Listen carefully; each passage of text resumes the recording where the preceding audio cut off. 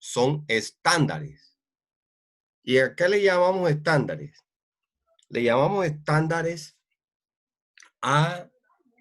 le llamamos estándar a una especie de estatus a llegar. Estatus, pero cuando hablamos de estatus estamos hablando de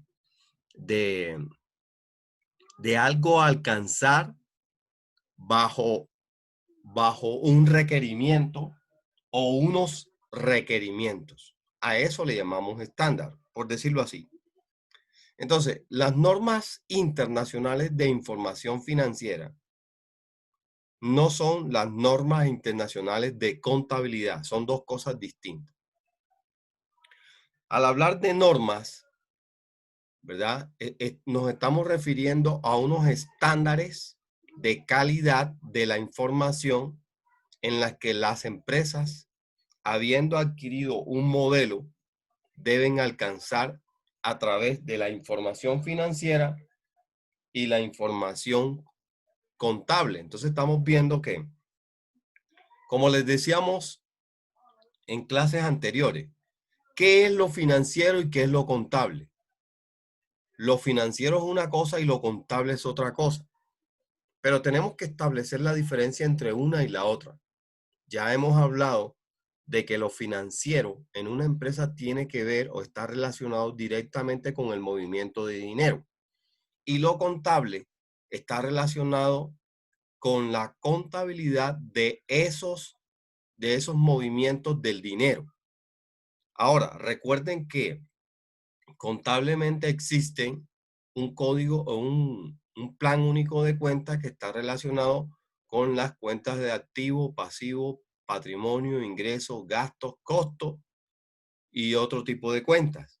Entonces, de acuerdo al movimiento de ese tipo de cuentas, van a haber unas repercusiones de movimientos de dinero en la empresa.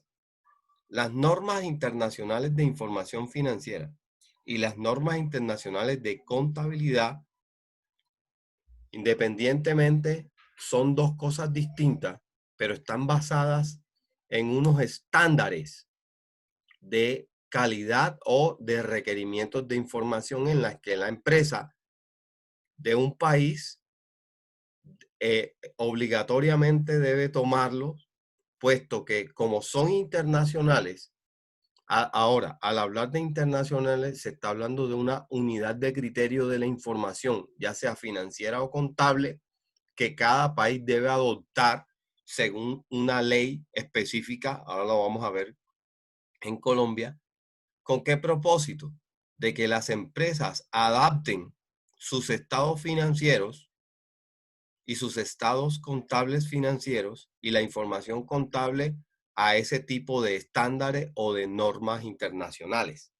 ¿Me hago entender? Pregunta, duda, inquietud. Adelante.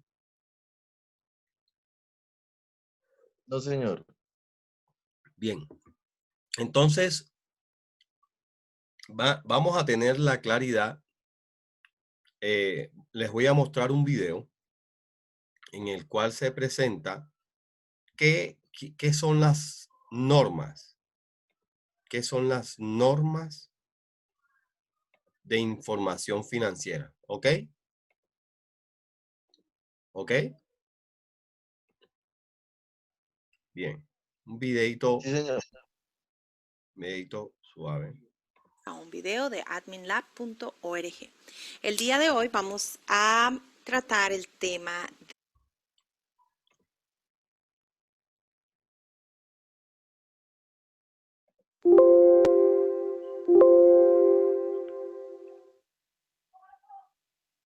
de las NIF para pymes, la sección 1 y 2.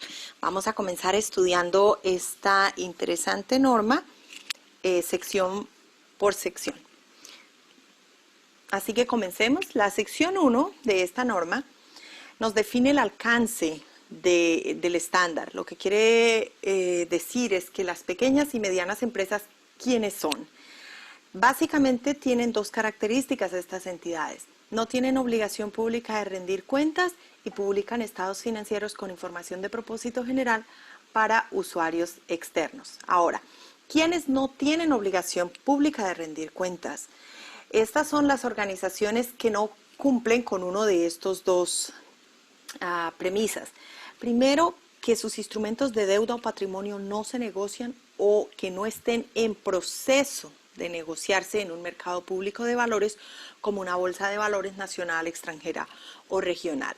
Automáticamente, si los instrumentos de deuda de esta entidad se negocian o están en proceso de negociarse en un mercado público de valores, tienen que aplicar las NIIF plenas y no las NIIF para pymes. Y la segunda característica es que una de sus actividades principales, no accesorias, actividad principal, es mantener activos en calidad de fiduciaria para un amplio grupo de terceros, como por ejemplo los bancos, fondos de inversión, cooperativas de ahorro y crédito o cualquier otra entidad que mantenga dinero del público en calidad de fiduciario y que esa sea una de sus actividades principales.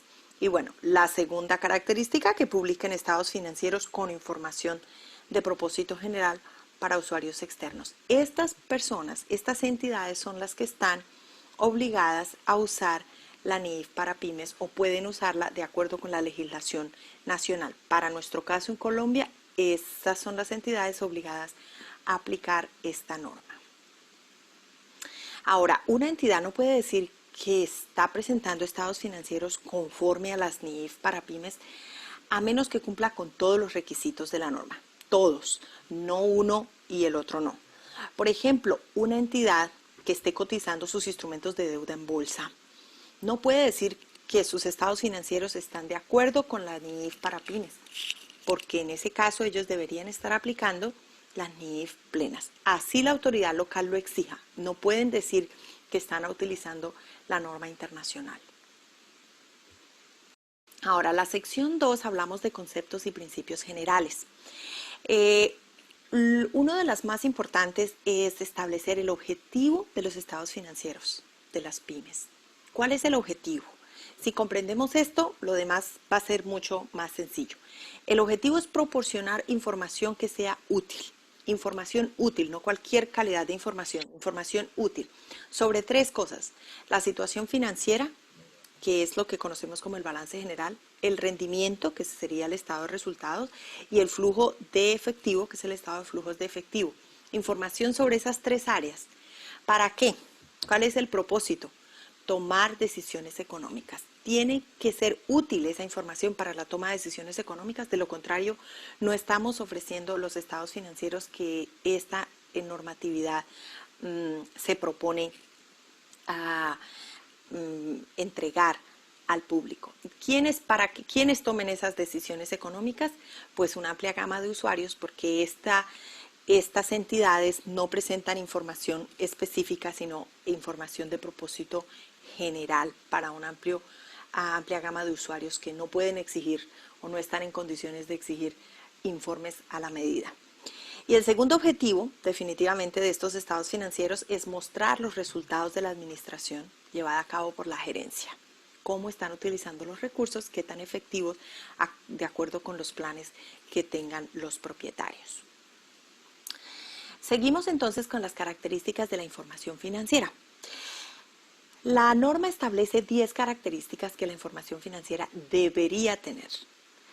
Una es comprensibilidad, relevancia, materialidad, fiabilidad, esencia sobre forma, prudencia, integridad, comparabilidad, oportunidad, equilibrio entre el costo y el beneficio de generar esa información. De estas características cualitativas de la información financiera, dos son las más relevantes: la relevancia y la fiabilidad. Si esas dos características están presentes, las demás hacen parte de ellas, básicamente, y también si existiera algún problema en alguna de las otras, puede subsanarse en esa información, siempre y cuando la información sea relevante y sea fiable. Veamos ahora los elementos de los estados financieros. El estado de situación financiera, que es el que hasta hoy conocimos como balance general, de ahora en adelante para la norma es el estado de situación financiera. Tiene tres partes, que son los activos, pasivos y el patrimonio. Los activos son bienes tangibles o intangibles de los que la entidad tiene control. Note que no está hablando solamente de propiedad, está hablando básicamente de control y que generarán beneficios futuros para la entidad. Los pasivos son obligaciones presentes, legal o implícita, que afectan los beneficios económicos futuros. Y el patrimonio es la diferencia entre activos menos pasivos. Ahora, el estado de rendimiento tiene dos secciones, que es el estado de ingresos, los ingresos y los gastos. Los ingresos se determinan como un incremento en beneficios económicos, que puede ser un aumento en el activo o una disminución en los pasivos diferentes de patrimonio. Y las ganancias. Los gastos se determinan como decremento de beneficios económicos, que puede ser una disminución de pasivos, un aumento de activos diferentes de patrimonio y las pérdidas que generen en actividades específicas. Veamos ahora una parte muy importante que es el reconocimiento. Básicamente, ¿cómo es que nosotros incorporamos información a los estados financieros? Incorporamos partidas de activo, pasivo, ingreso, gasto a los estados financieros. Para poderlas incluir, tienen que cumplir dos características importantes. Una es, tiene que ser probable que haya un beneficio económico futuro, que ese beneficio económico futuro salga o llegue a la entidad. Y la probabilidad es un grado de incertidumbre con el que los beneficios futuros entrarán o saldrán. La estimación de esa probabilidad puede hacerse por partida individual o por grupos. Lo importante es que la probabilidad sea suficientemente cierta para que podamos incluirlo en los estados financieros.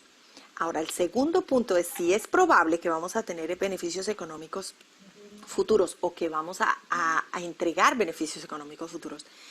El segundo paso es establecer el costo de la partida y ese costo tiene que poder ser medido con fiabilidad. Ese es el punto, la fiabilidad. Si hay necesidad de hacer estimaciones, estas deben ser razonables. Si una partida es probable que haya ese beneficio económico futuro que llegue o salga y el costo de la partida puede ser medido con fiabilidad, entonces podemos reconocerlos en los estados financieros. Si no podemos, si alguna de esas dos no se cumplen, entonces deberíamos considerar la necesidad de incluir el hecho en notas de revelación. Acerca de la medición, porque recuerden que la medición es la segunda de los ítems relacionados con el reconocimiento. Medimos con fiabilidad, pero ¿cómo medimos? La medición es básicamente el proceso de determinación de los importes monetarios en los que la entidad mide los activos, pasivos, ingresos y gastos en sus estados financieros. Y tenemos unas bases de medición que normalmente son dos. Una es el costo histórico y el otro es el valor razonable. El costo histórico es a la fecha de adquisición. ¿Cuánto nos valió? ¿Cuánto pagamos a esa fecha? Y el costo histórico amortizado es el costo histórico menos la parte que hayamos llevado al ingreso o al gasto. Ahora, el valor razonable es el valor de intercambio de un activo o la cancelación de un pasivo a un determinado momento. Para eso, tenemos que tener en cuenta que el comprador y el vendedor, para poder estimar ese valor, que el comprador y el vendedor estén informados, quiere decir que sean personas que se muevan en ese medio, que conozcan ese mercado y que tengan independencia mutua. De esa manera podríamos establecer un valor razonable. Ahora, hay otros métodos de medición de la NIF para pymes también, que es el método de la participación, que es específico para las inversiones en asociadas, el precio de venta estimado menos los costos de venta, que es para inventarios deteriorados, el valor en uso, que es para activos no corrientes deteriorados. Veamos ahora qué pasa cuando no hay una norma específica que aplique al caso. Estos son principios generales de reconocimiento y medición. Si estamos frente a una situación en la que no encontramos una norma específica dentro de la norma, entonces vamos a revisar los requerimientos y guías de la NIF para pymes que tratan cuestiones similares y relacionadas. puede que no sea exactamente lo mismo, pero es muy parecido. Ahí necesitamos juicio profesional. La segunda, si no la encontramos acá, entonces vamos a revisar los principios generales de la sección 2, que son estos que estamos estudiando. Y ahí vamos a revisar si en las definiciones, en los criterios de reconocimiento y en los conceptos de medición de los elementos de los estados financieros podemos encontrar unos principios que se apliquen a nuestra situación. Si tampoco están allí, entonces vamos al tercer paso, que es revisar en los requerimientos y guías de las NIIF completas que traten cuestiones similares y relacionadas en las NIIF completas. Esos son los pasos entonces cuando no hay una norma específica que aplique a un caso específico que tengamos. Dentro de los principios generales de reconocimiento y medición tenemos la base contable de acumulación o devengo, que es la que se utiliza y es la que la norma exige, que para nosotros la llamamos causación, y creo que tenemos mucha familiaridad con el concepto. Las partidas se reconocen cuando cumplen los criterios de reconocimiento que hablábamos, la probabilidad de afectación de beneficios económicos futuros y la fiabilidad de la medición de la partida. Si estos dos se cumplen, reconocemos la partida en los estados financieros, no importa que los cobros o pagos relacionados con esa partida vayan a realizarse en un periodo diferente. Desde que cumplan con estos dos, los registramos, los reconocemos en nuestros estados financieros. Ahora, existen unas reglas para el reconocimiento de algunos elementos específicos, como para los activos, se reconocen, ya sabemos, cuando existe la probabilidad de beneficios económicos futuros, el costo puede ser medido con fiabilidad y que genere beneficios económicos por más de un periodo. De lo contrario, lo llevamos al gasto. Así que el activo contingente no existe. Si el beneficio es probable, se lleva al activo directamente. Los pasivos se reconocen cuando son consecuencia de un suceso pasado. Implican la transferencia de recursos que incorporen beneficios económicos y pueden medirse en forma fiable. Para que podamos reconocer un pasivo contingente, tenemos que estar hablando de un pasivo contingente que corresponde a una subsidiaria, ahí lo podríamos reconocer, o cuando no se cumplen las tres condiciones del reconocimiento de pasivos que hablamos aquí. Para el reconocimiento de los ingresos, hablamos de que los ingresos dependen o proceden del reconocimiento de activos y pasivos. Así que el incremento de un activo o la disminución de un pasivo diferentes del patrimonio pueden ser reconocidos como ingresos y desde que se pueda medir con fiabilidad. Lo mismo para los gastos, sería la disminución de un activo o el aumento de un pasivo y que se puedan medir con fiabilidad. De acuerdo con eso podemos entonces reconocerlo. Y el resultado integral, que es el excedente o la pérdida, esos ingresos son los ingresos menos gastos. Ese es resultado integral, lo que nosotros llamamos ganancias o pérdidas, y no necesita principios de reconocimiento por separado porque ya hemos hablado de los elementos que lo componen. Hablemos ahora de la medición. Los activos y pasivos financieros, los activos y pasivos financieros básicos, se miden inicialmente al costo histórico y la medición posterior se hace según la sección 11, que son instrumentos financieros, que ya la vamos a ver, y el costo amortizado menos deterioro del valor. Si lo que estamos hablando son de inversiones en acciones preferentes no convertibles y sin opción de venta, o acciones ordinarias sin opción de venta que cotizan en bolsa o cuyo valor razonable se puede medir con fiabilidad de otro modo, en ese caso la medición inicial es a costo histórico y el valor razonable. La medición posterior es a valor razonable con cambios en el valor razonable reconocidos en el resultado. Hacemos unos ajustes periódicos dependiendo del valor de mercado.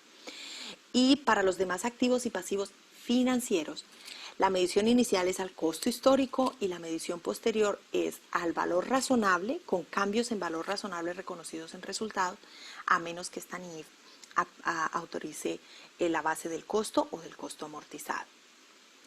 Y para el caso de los activos y pasivos no financieros, como propiedad, planta y equipo, los reconocemos a costo, la medición inicial es costo histórico y la medición posterior se hace entre el costo depreciado y el importe recuperable. Esto es bien clave y lo vamos a ver más adelante. Para el caso de los inventarios, la medición inicial es costo histórico y la posterior es el menor entre el costo y el precio de venta menos costos de terminación y venta para el caso de los inventarios en proceso. Y para los activos no financieros en uso o mantenidos para la venta, la medición inicial es al costo histórico y la medición posterior es pérdida por deterioro de valor, que también lo veremos más adelante. Y para las inversiones en asociadas y negocios conjuntos, propiedades de inversión y activos agrícolas, se miden al costo histórico inicialmente y posteriormente se miden al valor razonable permitido o requerido según las especificaciones de esta norma. Luego vamos a ver para los pasivos financieros se miden también al costo histórico, la medición inicial, pero la medición posterior se hace entre la mejor estimación posible entre el importe que se requeriría para liquidar la obligación en la fecha sobre la que se informa. Vamos a ver ahora la compensación, porque la compensación no es permitida por las NIF para pymes, pero hay dos casos que parecieran compensación, pero la norma no los considera como tales y por lo tanto se puede hacer. El primero es la medición por el neto en el caso de los activos sujetos a correcciones valorativas, como por el caso de inventarios que están obsoletos o correcciones por cuentas por cobrar incobrables. Esas no constituyen compensaciones, se pueden hacer por el neto. Y de la misma manera, en las actividades de operación normales, cuando vendemos un activo, cuando es una entidad que no está dedicada a la compra y venta de activos no corrientes como tierra, como equipos, como edificios.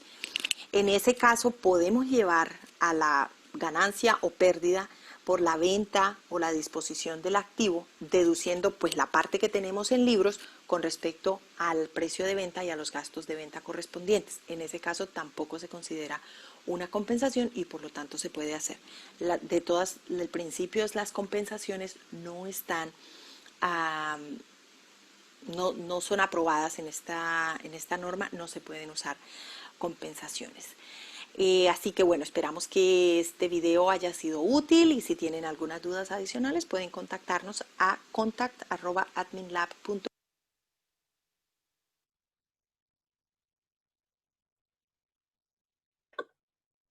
Bueno, hijos, a ver, pregunto. ¿Alguien entendió, comprendió, alcanzó a comprender lo que es una NIF? A ver, dígame, pero respóndame, que me siento como Dora la exploradora. A ver. Estamos organizando la respuesta, profe. Profe, pues como decía, es un estándar el cual se enfoca precisamente en las pymes, o sea, en satisfacer las necesidades y el uso tanto contable como financiero de las pequeñas y medianas empresas. A ver. Bueno, bien. Eso está bien. A ver, y una pregunta. ¿Pero qué es una pyme? Perdón, una pyme,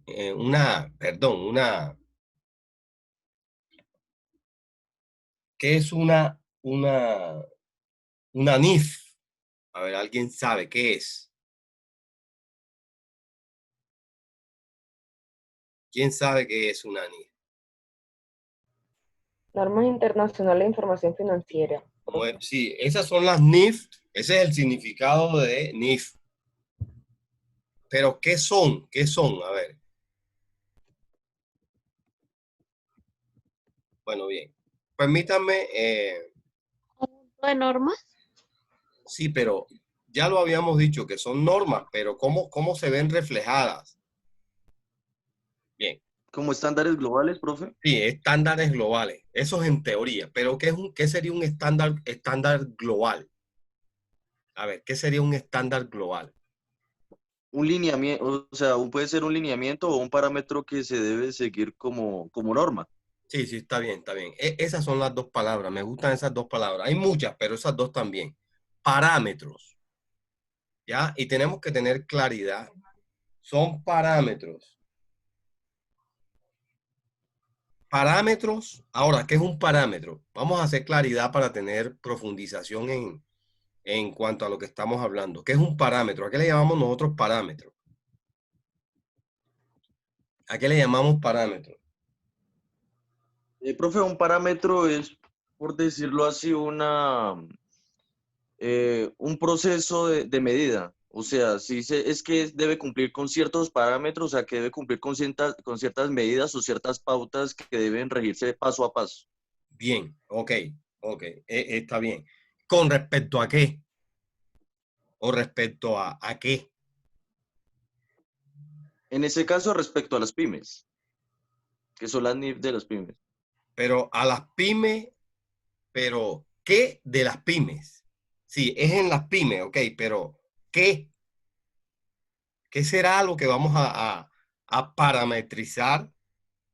¿Qué será lo que va, o sea, qué será lo que vamos a estandarizar? Esa es la pregunta. ¿Qué es lo que vamos a estandarizar nosotros en las pymes, teniendo en cuenta los estándares internacionales? A ver, ¿quién me dice? La información contable y financiera, profe. Sí, señor, así es. En este caso, no la contable, pero sí la financiera. Bien, bien, muy bien. Brando, muy bien. Listo, profe. Ya. Así es. Fíjense una cosa. Yo comienzo a preguntar y a preguntar para que ustedes analicen y estén en la jugada, porque esto no es fácil. Ya, esto es un cambio de paradigma. Inclusive para los profesionales de la contaduría. En todo el mundo, esto fue un cambio de chip, de tarjeta, un cambio de todo para meterse en esto. Entonces, por eso les hago preguntas y preguntas y preguntas para que ustedes estén en la jugada. No pierdan ningún detalle, porque si pierden un detalle les va a quedar un vacío de conocimiento. Entonces, fíjense. Primero que todo, en Colombia, ¿verdad? En Colombia, no, antes del 2014, ya llevamos 6 años en esto. En Colombia, antes del 2014, se aplicaba los procedimientos, las normas, ¿verdad? Del 2014 hacia atrás se aplicaba el decreto 2649. Entonces, los contadores públicos y todos los profesionales del área de la contaduría y de la contabilidad, ¿verdad? Teniendo en cuenta que contaduría es una cosa y contabilidad es otra. ¿Cierto? Bien. Entonces, antes del 2014, los profesionales de la contaduría y todos los que estaban relacionados con el área contable o la ciencia contable, estábamos enfocados en la información contable. Información contable más que la información financiera. Entonces, la información contable es toda esa información. La información contable es toda esa información emanada o derivada o que se deriva o como consecuencia de las operaciones mercantiles de la empresa.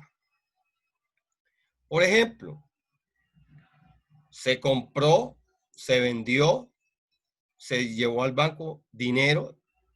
Eso es. Anteriormente, la información estaba más enfocada en lo contable que en lo financiero. Antes del 2014. ¿Verdad? Entonces, ¿qué pasa? Bueno, una cuenta de activo se mueve por el debe y por el haber. Aumenta por el debe, es de naturaleza débito, aumenta por el debe y disminuye por el haber. Por ejemplo, caja. Entonces, todo ese movimiento es contable. Movimiento de activo, movimiento de pasivo. Ya, entonces el activo es de naturaleza débito, se mueve por el debe, aumenta por el debe y disminuye por el haber. Eso es contable. Lo que estoy hablando de esos movimientos del activo, del pasivo, del patrimonio, del ingreso, del gasto, del costo, eso es contable, movimiento contable. O sea, cada actividad mercantil, la compra de mercancía, por ejemplo, o venta, compra o venta, por ejemplo, en una empresa se va llevando a lo contable, pero obviamente tiene unos movimientos en el activo, en el pasivo, en el patrimonio, en el ingreso, en el gasto, en el costo, etcétera, ¿verdad? Y repercute en el dinero o el movimiento del dinero de la organización o de la empresa. Eso era antes del 2014. El IASB, ¿verdad? Crea o formula los estándares internacionales de información financiera. ¿Ya? Los estándares de información financiera y los proponen a nivel mundial. En primera instancia se buscaba de que estos estándares se aplicaran en ciertas empresas, pero hoy en día vemos de que gran parte de la población mundial ha acogido a los estándares o normas internacionales de información financiera, que son NIIF. Eso es Norma Internacional de Información Financiera, pero eso está dividido por secciones. La ley 1314 en Colombia del 2014, del 2014, la ley 1314 del 2009 o 14, 2009, ¿verdad? Permite o permea a Colombia, al país, para que adopte o empiece un proceso de adopción de norma internacional financiera. ¿Qué quiere decir eso? Que a partir del 2014, en Colombia se dividen tres tipos de empresas. Empresas de tipo full o grupo 1, grupo 2 y grupo 3, ¿verdad? De acuerdo a sus cualidades. ¿Qué significa? Que las del grupo 1 están obligadas a llevar normas a aplicar. Entonces, ¿qué pasa?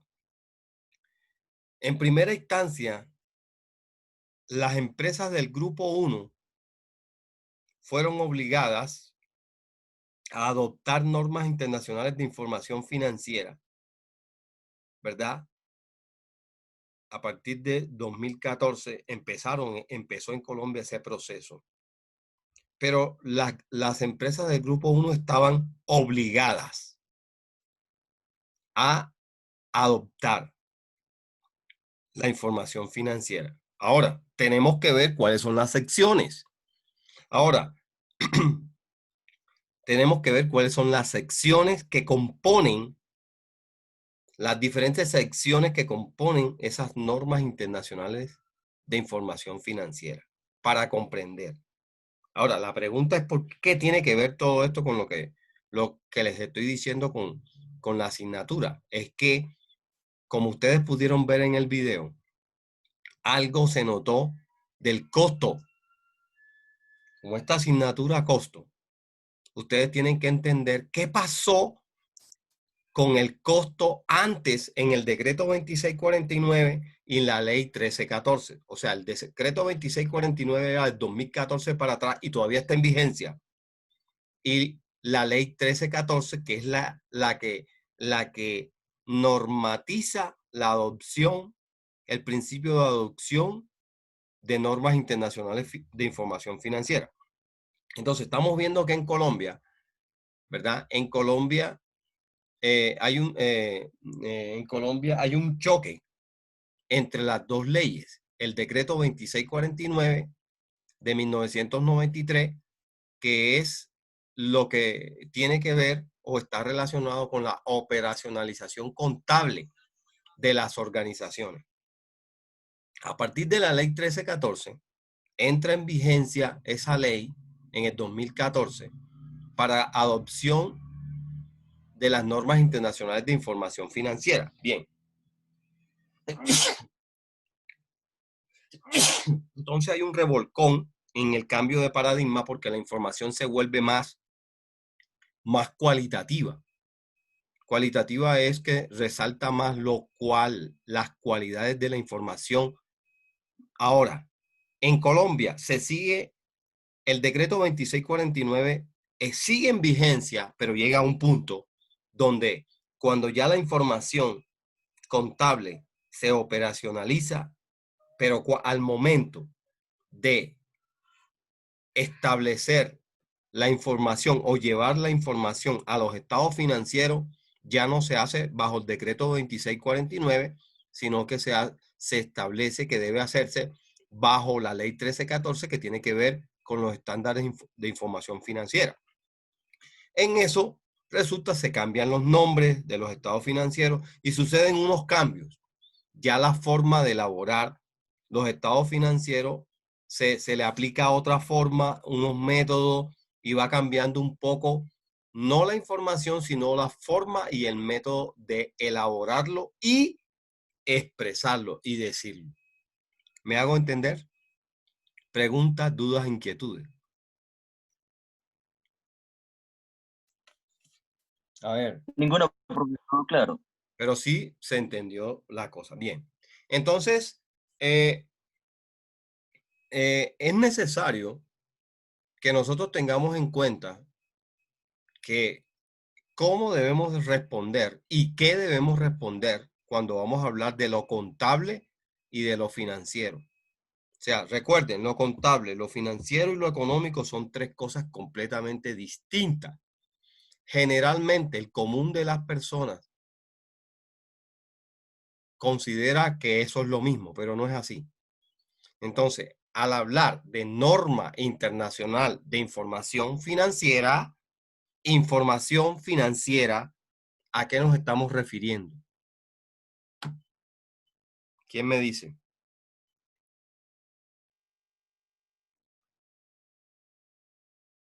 A ver, Karina. Karina no está por aquí. Acá estoy, profe. Ah, verdad que Karina ahora ya cambió de nombre, bien. Ok, cuando estamos hablando de norma internacional de información financiera, ¿a qué nos referimos?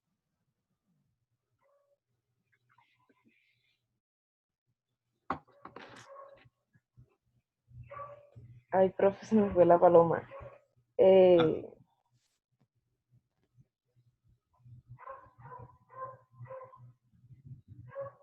A los parámetros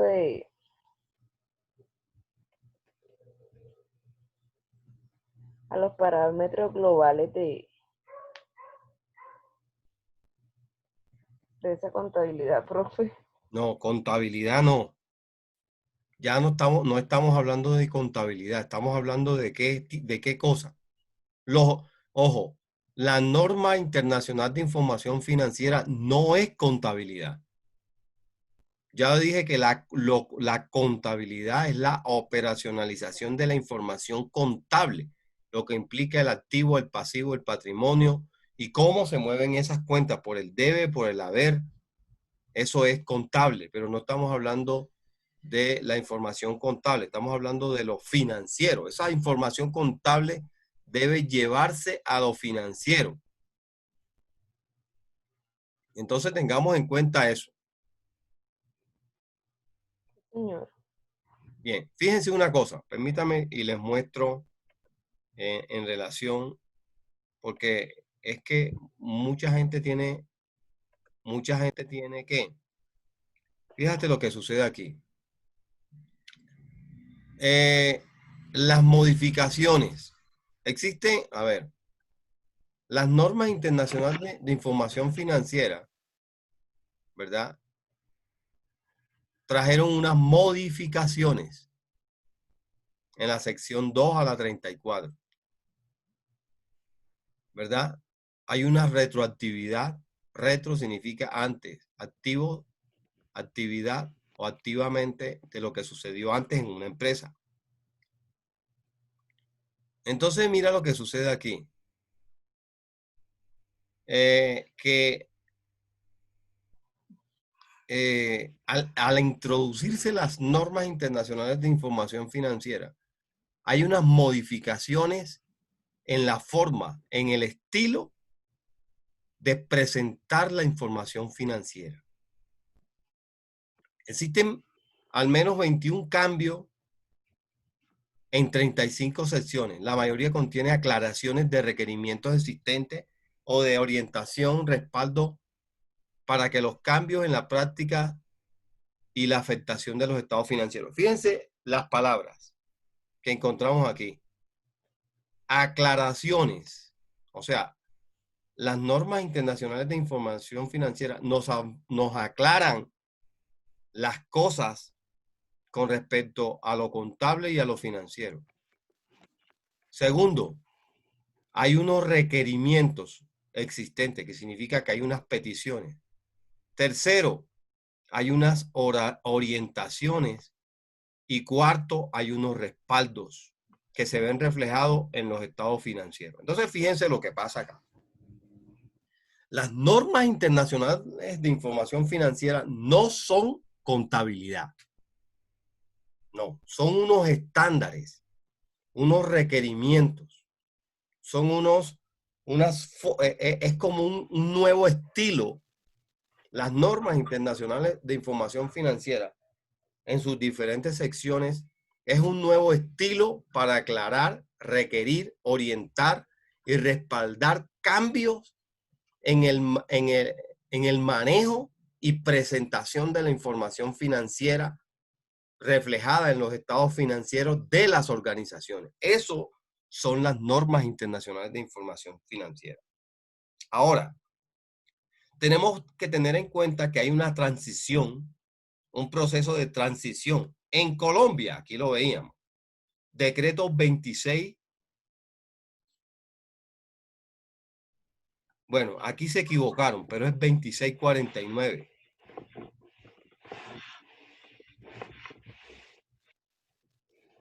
¿Será este decreto? 2496-2015. ¿Ya? Bueno, este decreto 2496 es para la aplicación anticipada, que era en el 2015. Estamos en el 2020. Ahora, se parte de que los requerimientos para la presentación de la información contable y financiera en Colombia se hacía bajo el decreto 2649. Ahora, con la ley 1314, ¿verdad? Entra en vigencia las normas internacionales de información financiera. Entonces, el IASB, pregunto, ¿qué es el IASB? ¿Quién sabe?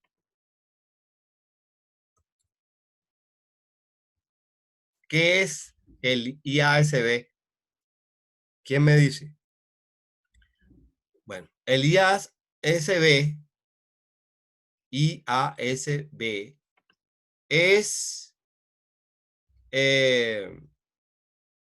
the International Accounting Standard o la Junta Internacional de Normas Internacionales de Contabilidad. Es un organismo independiente, es una fundación que se dedica al establecimiento de normas contables de carácter internacional. Entonces, ¿qué pasó? ¿Qué pasó? El IASB o ese instituto de estándares internacionales de información contable realiza 56 cambios en las NIF para las pymes. Porque es que las NIF se venían trabajando a nivel local en Europa. Pero para presentarla, el proyecto se presenta como un proyecto de internacionalización de las normas. Entonces incluye 56 cambios significativos. Como decíamos, son cambios de tipo aclaraciones relativamente menores, pero son significantes, tienen significancia, tienen relevancia, ¿verdad? Hay unas excepciones nuevas de requerimiento. hay un cambio en los requerimientos, en la medición, ¿verdad? En la presentación y la revelación de los estados financieros y de la información. Entonces, hay unas aclaraciones, total 56 cambios. Esos cambios vienen, ¿verdad? Esos cambios vienen incluidos en las diferentes secciones de las normas internacionales de información financiera. Entonces, fíjense una cosa, aquí hay la norma de información financiera hacen un esfuerzo por mostrar el costo, presentar las propiedades de inversión. Bien, y hay unos cambios en los nombres, etcétera. Si nosotros vemos, por ejemplo, las diferentes secciones, hay unos cambios, etcétera. Bien, ya vemos, y en cambio, ya lo hemos dicho, cambio en la revelación, en la presentación, etcétera. Bien. Bien, ¿cuántas secciones tiene, cuántas secciones tienen las normas internacionales de información financiera? En este caso, para pymes. ¿Quién me dice? A ver. 34, profe. Bueno, 64. No, 34.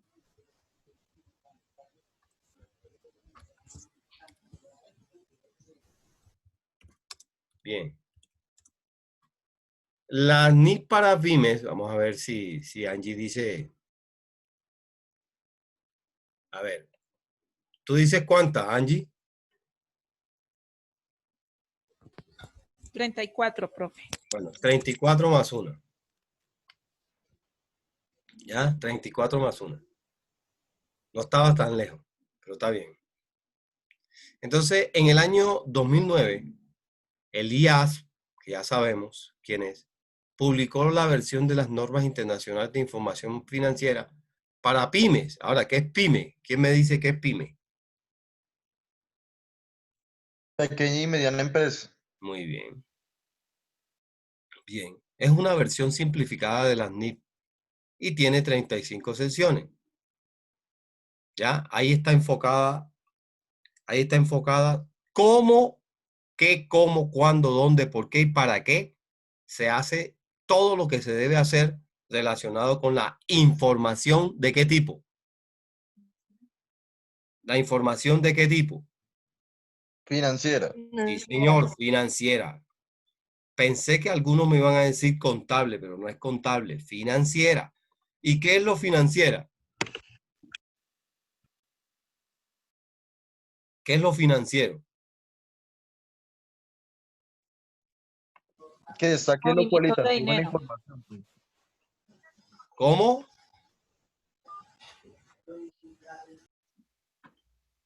Bien. Cuando estamos hablando de NIF, de información financiera, se destaca más lo cualitativo que lo cuantitativo. Lo cuantitativo está reflejado en las cantidades y lo cualitativo es de dónde salieron esas cantidades. ¿Ok? Entonces, bien. Resulta que hay 3 secciones. Las NIF full o las NIF plenas, las NIF para pymes y las NIF para para medianas, y empresas. De igual forma, son parecidas. Cuando estamos hablando de NIF, full o plenas, o NIF para pyme, o NIF para empresa, por decir algo, hay 3 grupos donde dependiendo la clase o el tipo, según el tamaño de la empresa y sus diferentes actividades pertenecerán a uno, a otra o a otra. ¿Ok? Por ejemplo, vamos a un ejemplo. Menciónenme una empresa que pertenece a las plenas. Bavaria. Bavaria. Pertenece, entonces, Bavaria pertenece, perdón. ¿Pertenece a qué? Perdón, pertenece no. Sí, pertenece al grupo 1 y adopta normas internacionales de información financiera del grupo 1 o la full o las plenas. ¿Ok? ¿Ok? Sí, señor. Sí, profe. Bien, por ejemplo, vamos a ver una empresa. A ver, otra empresa, a ver, otra empresa que pertenezca al grupo 1. Bueno, vamos a poner un ejemplo. Por ejemplo, mire, aquí tengo algo. Dice, Alpina, profe. Alpina cotiza en bolsa. Ecopetrol. Ecopetrol pertenece al grupo 1. Bien, mira la retroalimentación. Por ejemplo, grupo 1, características, emisores de valores, o sea, que emiten valores, entidades de interés público, quienes aplicarán las NIF plenas. Grupo 2 es la PYME, empresas de tamaño grande y mediano que no sean emisores de valores y ni entidades de interés público quienes aplicarán NIF. Y el grupo 3, que son empresitas pequeñas. ¿Ya? Entonces, nosotros, a ver, ¿qué es el grupo 1? Porque es que el grupo 1 tiene unas características. El grupo 1 o las plenas deben ser matriz. Quiere decir que esas empresas que tienen varias sucursales en diferentes países pertenecen al grupo 1. Debe tener una casa matriz asociada o negocio, conjunto o demás entidades extranjeras que en un país o en diferentes países. ¿Cierto? Esas son las del grupo 1. Las grupo 2. A ver, ¿cuáles son las características del grupo 2? Según el decreto 3022 de 2013, no deben tener las características de casa asociada, conjunto de una u otras sucursal en diferentes países. Entonces, y las del grupo 3 son aquellas empresas pequeñas como microempresas, FAMI-empresas, etc. Bien, de igual forma, cada una de ese tipo de empresas, según el tamaño y las cualidades que tenga, porque hay empresas, bueno, una empresa grande, hay empresas que son grandes y no cotizan en bolsa, no les interesa cotizar en bolsa. Entonces ellos no aplican a grupo 1. En ese orden de ideas, ¿cómo funciona una NIF? ¿Cómo funciona eso de NIF? ¿Cómo es eso? Ya sabemos que son normas, ¿verdad? Que van a ser, son normas financieras, pero se van a ver reflejados en lo contable. El Consejo de Normas Internacionales, ¿verdad?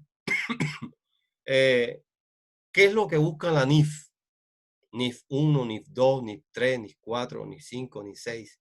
Las secciones, sección 1, sección 2, es lo mismo. Cuando yo digo NIF 1, me estoy refiriendo a la sección 1. Cuando digo NIF 2, secciones 2, y así sucesivamente. Entonces, ¿qué busca? Uniformar la aplicación de normas contables.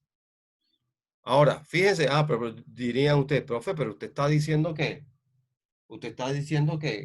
que las normas internacionales no son financieros, perdón, no son contables, sino financieros, porque usted habla de unificar lo contable. ¿Qué quiere decir eso?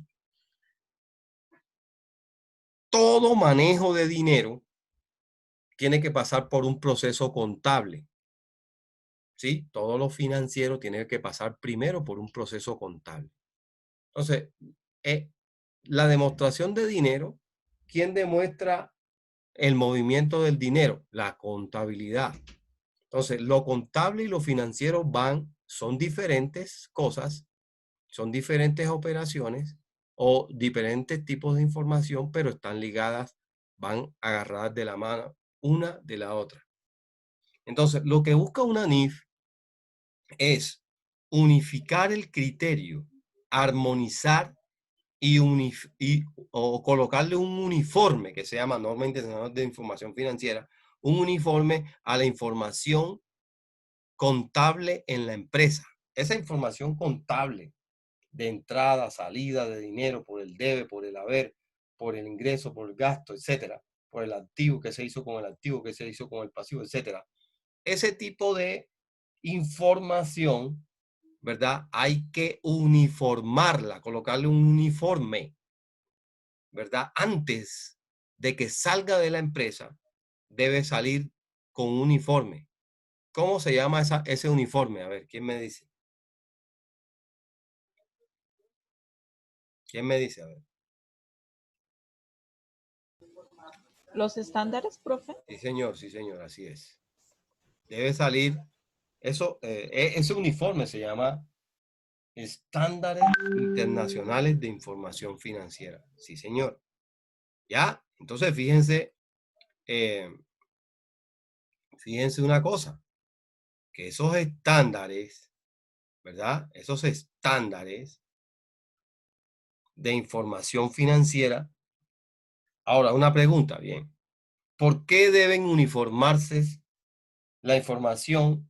Deben uniformarse o sea, ¿por qué la información financiera de la empresa debe colocarse el uniforme de Norma Internacional de Información Financiera? ¿Quién me dice?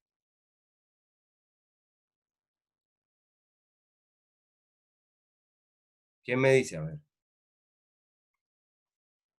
¿Por qué la información financiera de las organizaciones, de las empresas, deben uniformarse, deben colocarse el uniforme de Norma Internacional de Información Financiera? ¿Por qué? ¿Por qué? ¿Quién me dice? A ver.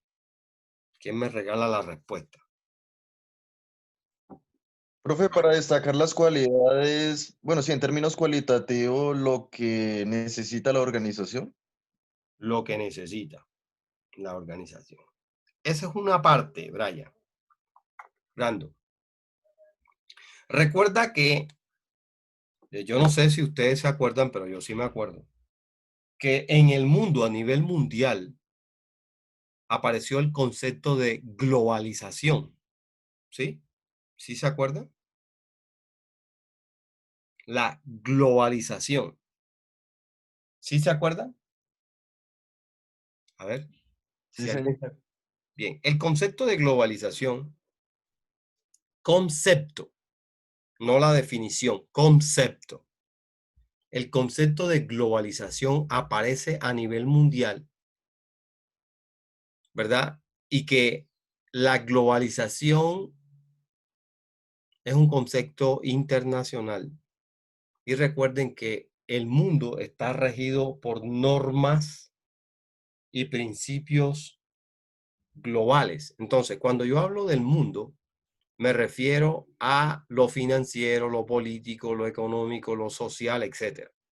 En el mundo han habido cambios y transformaciones. Esos cambios y transformaciones son movidos por grandes organizaciones a nivel mundial. Pregunto, ¿cuáles son esas organizaciones a nivel mundial? ¿Quién me dice? Al menos una. ¿Quién me dice? ¿Quién me dice? Nadie. Profe, ¿me repite la pregunta? A ver, Es que me entrecortó. a ver. Los cambios a nivel global, a nivel en el mundo, son propuestos y organizados por organizaciones a nivel mundial, organizaciones internacionales de tipo mundial. Pregunto, menciónenme una organización de tipo mundial. ¿Quién me lo diría? Profe, no sé, de pronto las cancillerías. No, en las cancillerías están por debajo de esas organizaciones. La Organización Mundial de la Salud. Bien, ok. Una. ¿Cuál más? La ONU. La ONU, muy bien. ¿Cuál más?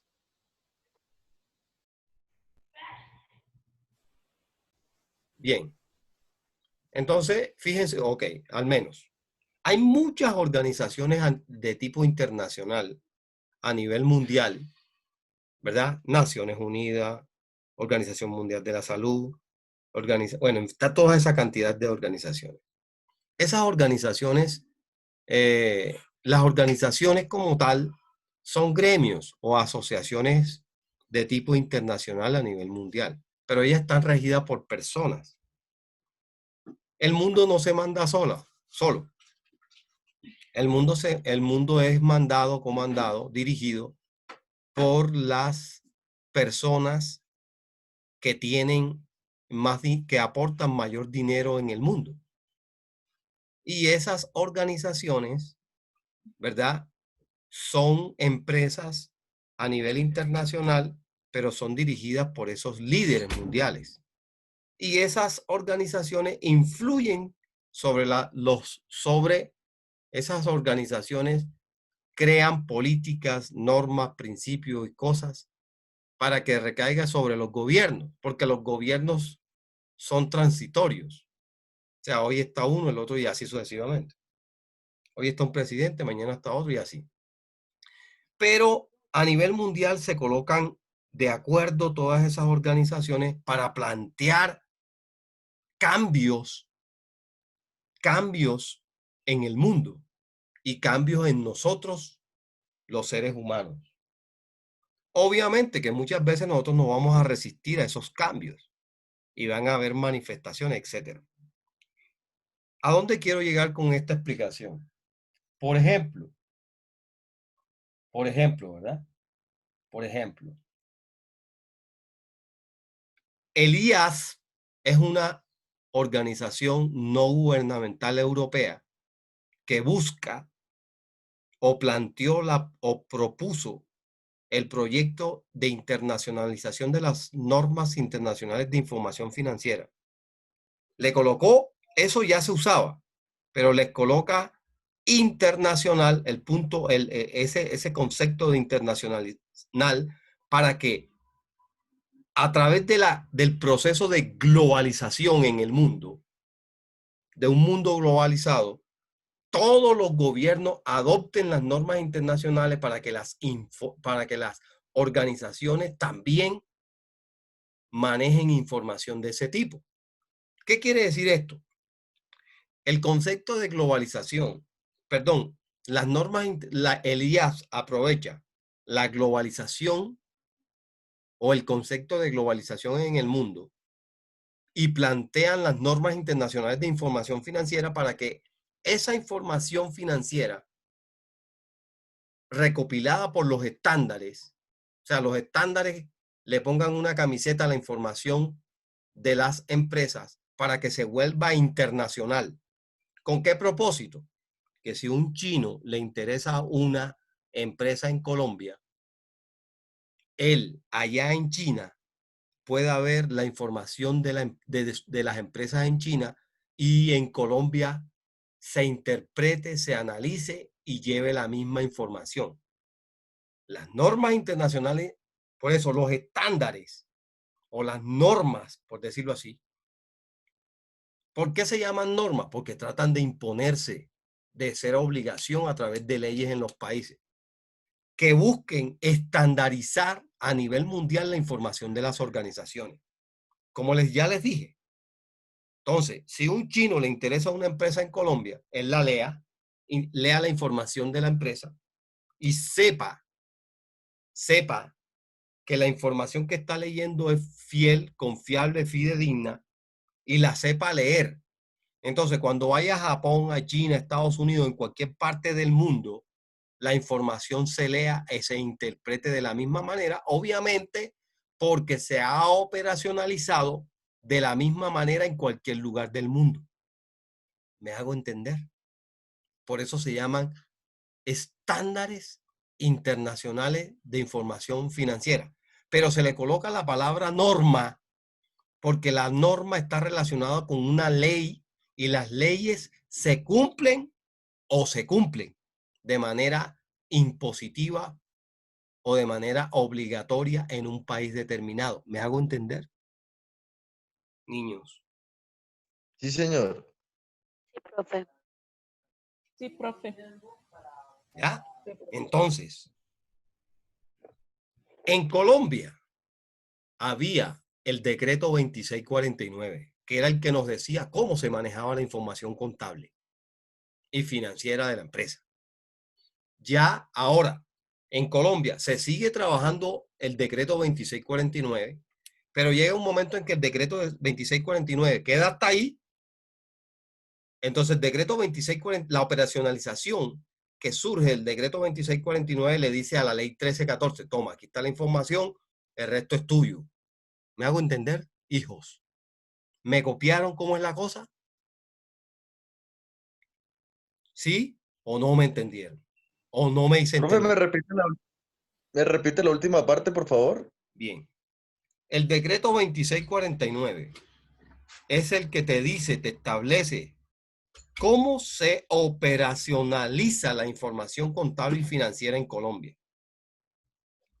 Ese decreto 2649 todavía está vigente, pero a partir de la aparición de la ley 1314, que es la que dice la adopción de las normas internacionales, el decreto 2649 sigue rigiendo, pero lo que está haciendo es que la información financiera ya él no, ya él, el decreto 2649 ya cumplió su función en la empresa de operacionalizar la información contable y luego se la entrega a la ley 1314.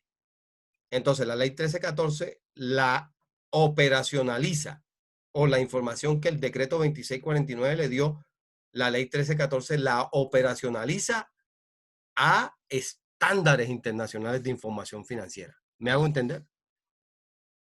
Sí, señor, entendido. Ok. Eso es lo que ha sucedido. Entonces, por eso es necesario que nosotros tengamos información y que tengamos, además de información, una visión muy amplia de las cosas.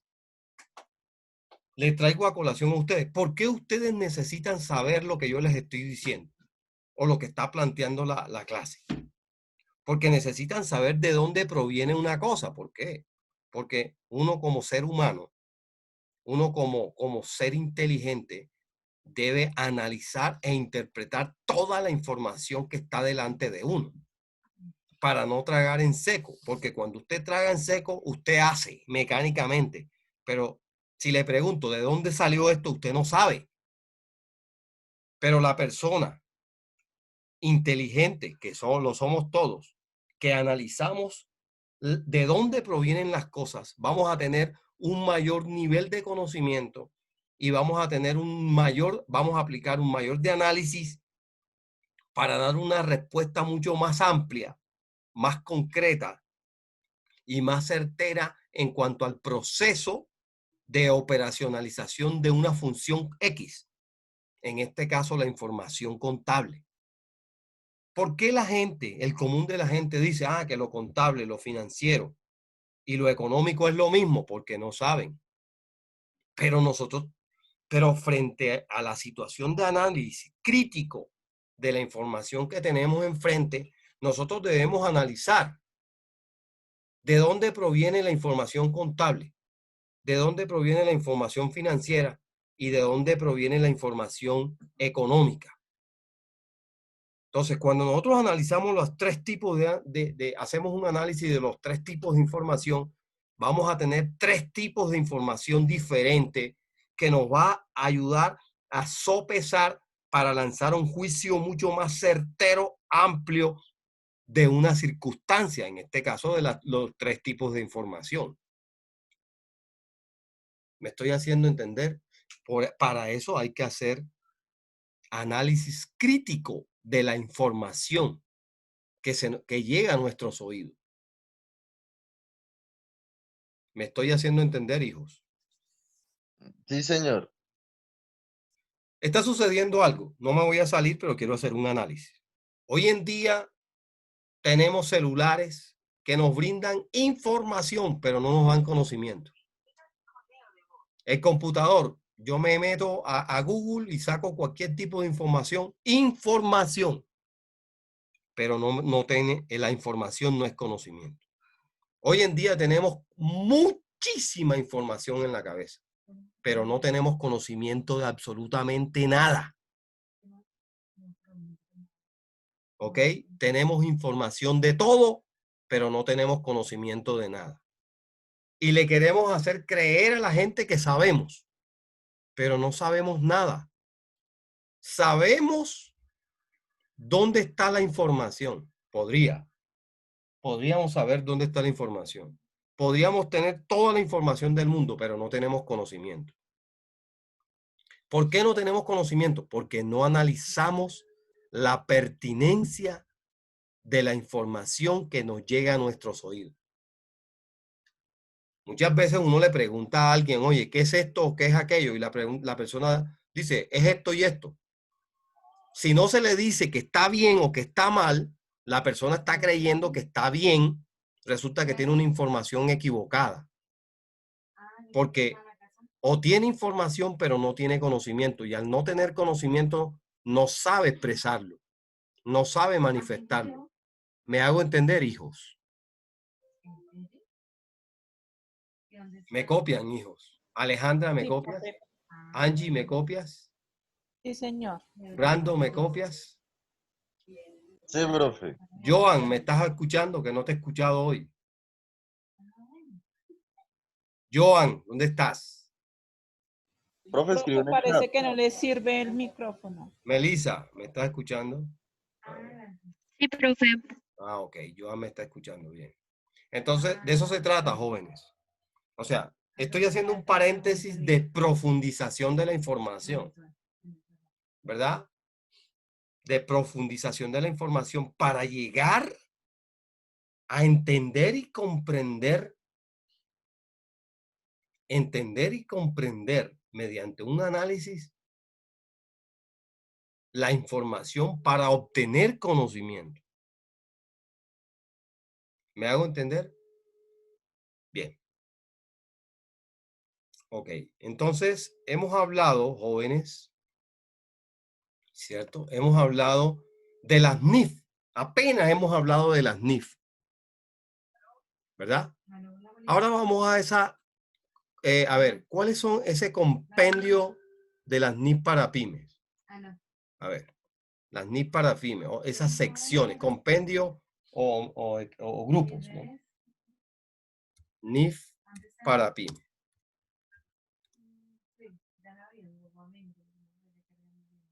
NIF para pymes, a ver. Esa NIF para pymes.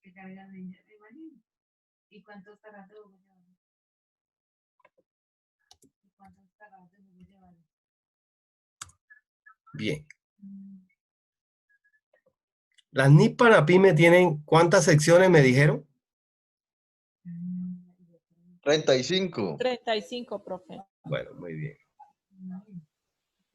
Bien. Entonces, permítame leerles mostrarles, pues, el documento, ¿cómo se llama?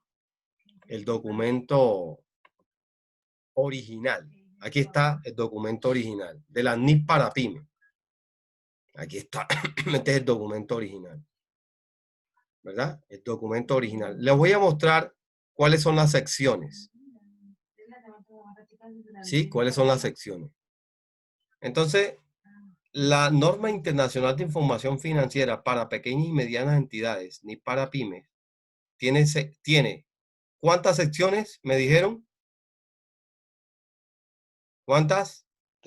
5, profe. 35, profe. La sección 1. 35. Excelente. La sección 1, ¿de qué habla? Ahí está. ¿Sí lo ven? Pe- Pequeñas y medianas entidades. Bueno, bien. Entonces, mira, la sección 1 te habla que es una pequeña entidad, que es una mediana entidad, esa cantidad de cosas. Conceptos y principios generales, sección 2. Sección 3, presentación de los estados financieros. ¿Cómo se deben presentar? Sección 4, estados de situación financiera. Sección 5. ¿Sí se dan cuenta? Bien. El que nos compete a nosotros, ¿verdad? La sección 4, estado de situación financiera. Sección 5, estado de resultado integral y estado de resultado. Sección 6, estado de cambio en el patrimonio y estado de resultados. Sección 7, estado de flujo efectivo. Sección 8, notas a los estados financieros. Sección 9, estados financieros consolidados. A ver, apaguen, siléncienme los micrófonos, por favor. Sección 10, políticas contables, estimaciones y errores. Sección 8, instrumentos financieros básicos. Sección 12, otros temas relacionados con los instrumentos financieros. Sección 13, inventario. Sección 14, inversiones en... sección, bien. Y hasta sección 35, transición a la NIP para las pymes. ¿Verdad? Ahí tenemos todas las secciones. La sección que vamos a estudiar nosotros, ¿verdad? Para el día ¿qué? Miércoles.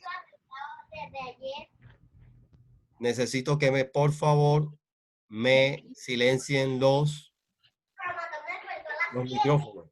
Karina, apague el micrófono, por favor. Qué pena. Estoy de niñera aquí también.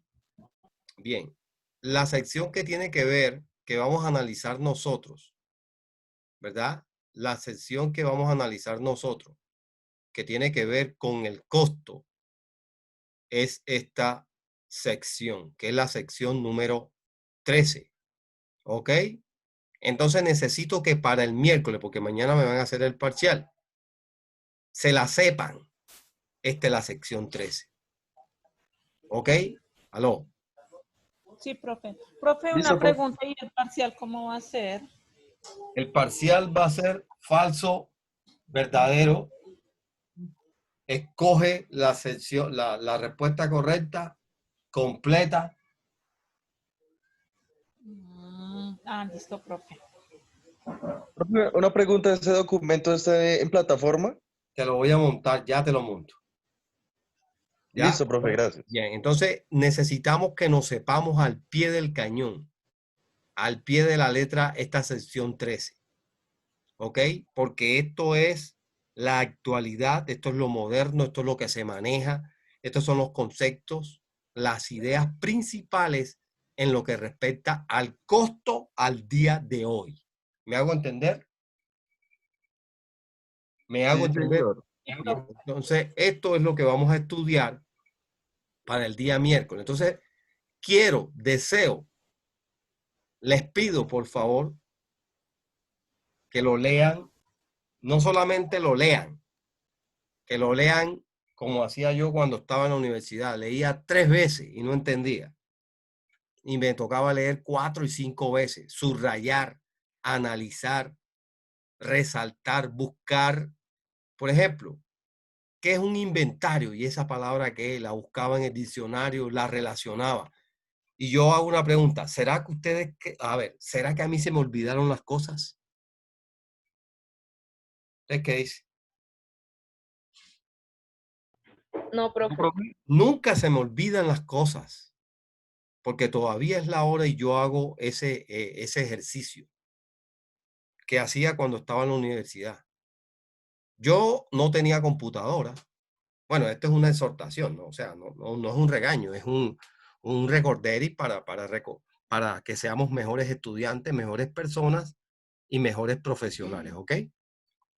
Por ejemplo, yo no estudié con computador, yo estudié fue con pura fotocopia, fotocopias de libros, ¿verdad? Entonces nosotros sacábamos un poco entre 5, porque no había mucho dinero. Entre 5 reuníamos plata para sacar copias de libros. Teníamos que ir a la biblioteca y las bibliotecas era llena de fila. Teníamos que ir bien temprano para a coger los libros y hacer fila para sacar el libro, después que lo soltaran los otros usuarios y después fila para la fotocopia. ¿Verdad? Sacábamos los libros, después que sacábamos los libros, sacábamos las copias, todos poníamos y nos decíamos, bueno, tú te llevas esto para tu casa, tú para tu casa y tú para tu casa. Yo estudiaba una parte. Después el otro compañero me pasaba su parte y yo estudiaba la parte del compañero. Y tenía una libreta donde iba leyendo renglón por renglón. Y resulta que la fotocopia tenía resaltador con lápiz rojo, con lápiz negro. El que podía comprar sus resaltadores verdes los compraba. Y así sucesivamente.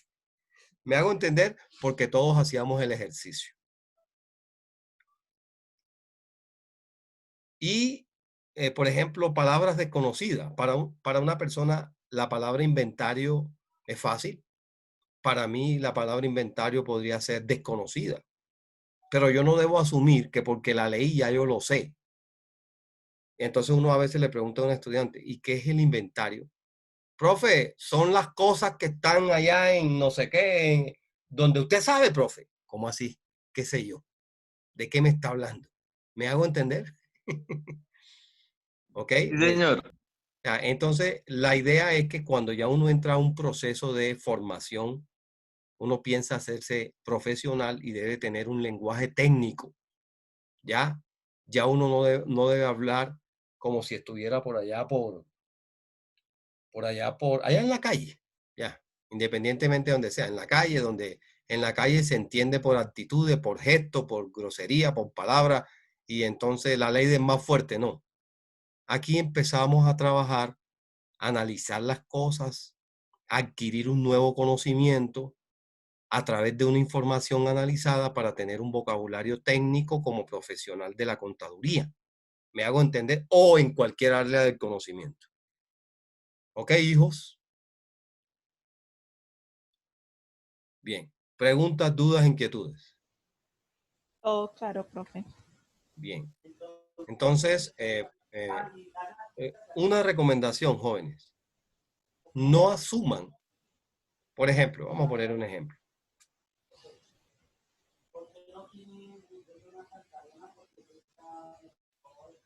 A ver, por ejemplo, aquí están viendo en la página 81. ¿Sí están viendo aquí? Sí, profe. Bien, por ejemplo, costo de los inventarios. Costo de los inventarios. Ya para nosotros la palabra costo no es un gasto. La palabra es costo, implica material directo, mano de obra indirecta y costo indirecto de fabricación. ¿Cierto que sí? ¿Cierto? Costo de los inventarios. Sí, ¿Qué profe. serían los inventarios? Los inventarios serían aquellas... ¿qué cosa? A ver. ¿Qué sería La un lista de inventario? existencias. ¿Cómo? La lista de existencias. Eso. Y existencia, ya sea materia prima, perdón, ya sean productos mercancía no fabricada por la empresa o productos que están ahí. ¿Dónde? ¿Dónde están? La materia prima, profe. Acuérdate que la materia prima, hay un inventario de materia prima, también podría ser, ¿cierto? Pero la pregunta es, ¿dónde están estos inventarios? ¿Están en la puerta de la casa, en la sala, en el comedor, en la cocina? Almacén, bodega, Ok, logística. muy bien, muy bien. Fíjense una cosa, nosotros no debemos asumir que la gente sabe, tenemos que ser muy claros. Bien, entonces ya fíjense lo que implicó apenas hablar de costo de inventario, o sea, identificar cada palabra. Por ejemplo, aquí dice, una entidad incluirá en el costo de los inventarios todos los costos de compra. Entonces uno dice, costos de compra. ¿Qué es un costo de compra? Debe remitirse al diccionario de costo, que es un costo de compra. ¿Verdad? Ah, costo de compra es aquel desembolso o erogación incurrida en los productos que fueron comprados. Ya, listo, bien. Pero no asumí que sabemos, porque no sabemos, ¿verdad? Costo de transformación, que son costos de transformación. Son aquellas erogaciones o aquellos costos o erogaciones, desembolsos en los que incurre la empresa para transformar una materia prima en producto terminado. Ah, listo, ok. Y otros costos incurridos. Ay, ¿qué son costos incurridos? Otros costos incurridos. Bueno, son aquellos otros costos o erogaciones, desembolso en que incurrió la empresa para transformar una materia prima o para tener un inventario, por decir algo, para darle su condición y ubicación actual. Entonces nosotros tenemos que, ¿cómo así que ubicación actual? ¿Qué significaría la palabra, el concepto de ubicación actual? Por ejemplo, si yo tengo 2 bodegas y yo compro unos productos y los meto en la bodega 1 y para pasarlos a la bodega 2, yo les voy a hacer una transformación a esos productos. De la bodega 1 a la bodega 2 no salen igual. Entonces yo incurro en cambio de ubicación de la bodega 1 a bodega 2. Pero pregunto, si yo le hago un cambio a los productos que tengo en la bodega 1 para llevarlos a la bodega 2, ¿incurro en un costo? ¿Ustedes qué dicen? Depende del cambio, profe. Por ejemplo, ¿cambio de qué? Sí, exactamente, está bien. Depende del cambio. Si le voy a hacer cambio, que estén sucios a que estén limpios, ¿ahí hay costo?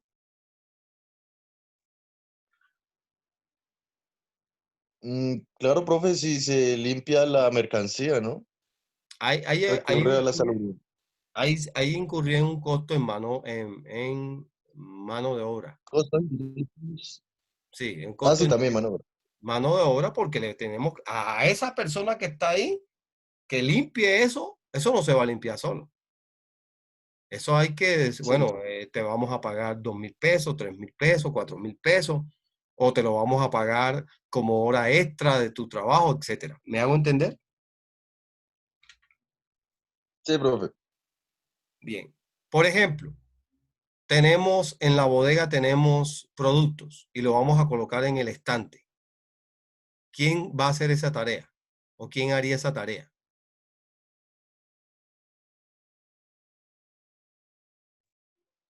Logística. Puede ser logística, puede ser una niña de estas Operario. puede ser una niña de esta que trabaja en colocar los productos en los stands. ¿Cómo que se llama? Las Operario impulsadoras, de logística. la impulsadora, el impulsador y tal del producto también. Entonces tenemos que ver qué contrato tenemos, etcétera. Hay que mirar todas esas cosas. Eso apenas es la ubicación del producto, ¿cierto? ¿Sí se dan cuenta de eso? Por ejemplo, un producto está en una bodega y hay que traerla a, ¿cómo se llama? Al almacén, acá en la vitrina, ¿no? Digamos que la bodega está a 100 metros. Eso no se va a traer. Y un producto, una nevera. Esas neveras se van a traer, ¿qué? En el hombro. Hay que utilizar una grúa, la grúa utiliza gasolina. ¿Lo van a hacer en el día? No, hay que hacerlo cuando ya en la noche, que ya no haya clientes en la empresa comprando, ni nada. Entonces todo eso puede generar costo. Bien, en ese orden de ideas, lo que estoy tratando de hacer con el análisis que estoy llevándolo a ustedes en este caso, lo que se trata es de que no lean. Bueno, leí. Una entidad me dirá, la entidad, ya.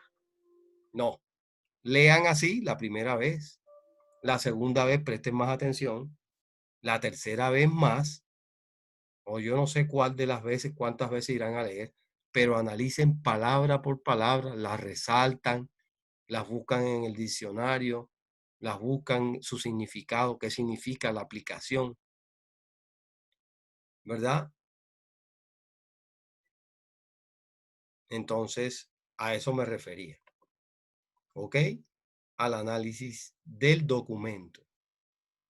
Costos de transformación, distribución, esto implica hacer una lectura crítica. Pero usted no puede criticar una cosa si usted no conoce esa cosa, que es lo que nos pasa en Colombia. Todo el mundo dice esto es bueno, esto es malo y ni siquiera lo conoce. ¿Me hago entender, hijos? Sí, profe. Listo. Bueno, preguntas, dudas, inquietudes. Si no lo hay, entonces terminamos en el día de hoy para montarles el parcial. ¿Ok?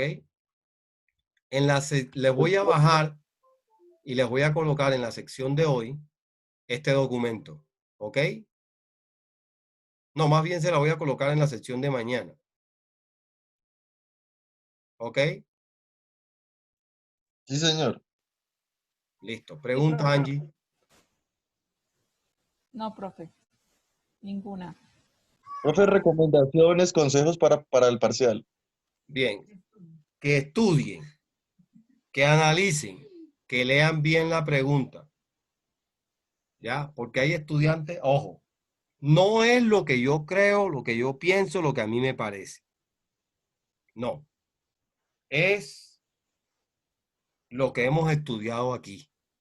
Porque es que muchas veces el estudiante quiere responder y si tuviera la potestad de cambiar la pregunta, la cambiara y la pusiera a su manera, pero no es así. ¿Ok? ¿Qué más? De todo lo que hemos hablado, menos de las NIF. Las NIF no lo voy a incluir.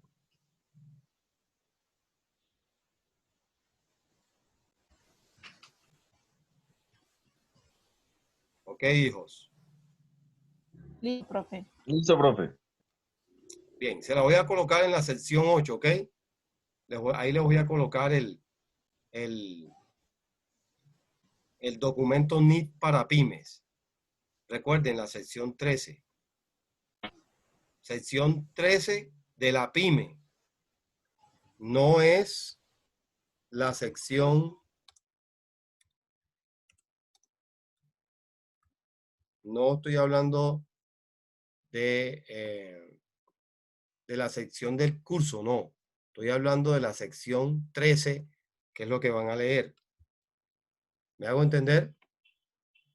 Y va a estar en la sección ¿qué? 8. 8. 8 o 7. 8, acabo de decir usted, profe. Sí, profe, yo la 8, ¿no? Bueno, ya la subí. A ver, mírenla a ver dónde está. Ya miramos. Ah, la subí en la 7. No. Ah, sí, la subí en la 8. Sí, sí. NIF para pyme. Ahí está, en la 8. Sí, señor. ¿Dónde está el link? 7 de septiembre, ¿ok? Listo, profe. Listo, profe. Bien. Bueno, hijos, que tengan buen día. Muchas gracias. Dios les bendiga. Profe, muchas gracias. Que ¿Vale? pase buen día. Bueno, vale. Hasta luego, profe. Gracias. Hasta luego, Buen día. profe, gracias. Bien, gracias a ustedes. Dios les bendiga mucho. Cuídense. Cuídense que yo me cuidé y estoy vivo. ¿Ok? Gracias, profe. Chao. Bueno, chao, que estén bien. Hasta luego. Gracias. Dios les bendiga.